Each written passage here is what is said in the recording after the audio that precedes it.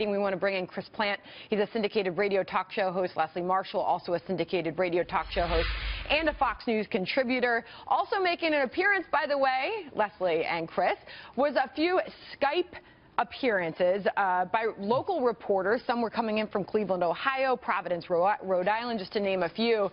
What did you make, Chris? What stood out to you in that briefing today? Well, gosh, I mean, as you said, they covered the waterfront up and down. I think the Supreme Court nominee is sort of front burner right now, and dealing with the obstructionism of the Democrats because they feel bitter, word used in one of the questions, about holding up of Barack Obama's nominee last year. And the Democrats have decided in a sort of a childlike way that they're going to obstruct, that they're going to prevent him from going on the bench, that they're going to ruin his life. They're going to destroy him in the eyes of his children because they have a petty partisan bone to pick. Oh, Leslie, you know so that's Leslie, the let's case. bring you in here on that point, talking about Neil Gorsuch and the reference that there was a reference to the president telling Republicans to use the nuclear option to confirm his Supreme Court pick. White House Press Secretary Spicer responded to that. You said that decision is not something we'd like to go down, but it's ultimately up to Senate Majority Leader Mitch McConnell. Your thoughts, Leslie?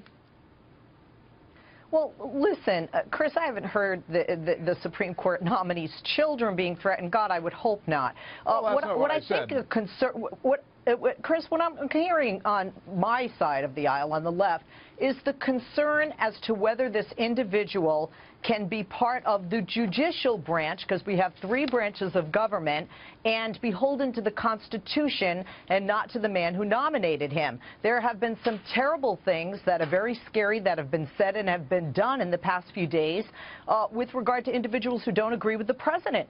And that's, I think, what the American people deserve, is to have a member of the Supreme Court, regardless of who is nominating them, looking to the Constitution and pledging allegiance to that, Chris, and the law to uphold the judicial branch. This is setting up to be quite the battle, and Sean Spicer had some questions back to Democrats. Standing there, he said, are Dems going to live up to the same standards they imposed on the GOP? He directed something at Chuck Schumer, a leading Democrat, said he needs to be held accountable for his words. Yeah.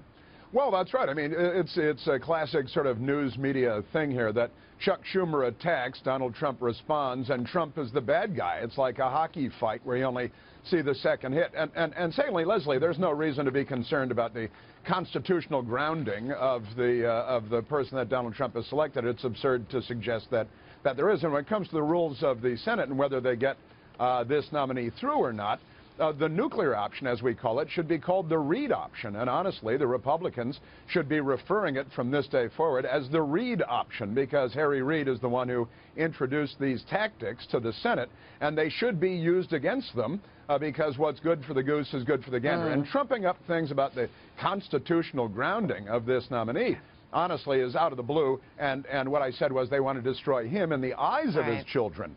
That's because that's what they do. They smear. And look, the truth is not something that comes to the dance when it's time to smear people in Washington. All right. Thanks to both of you.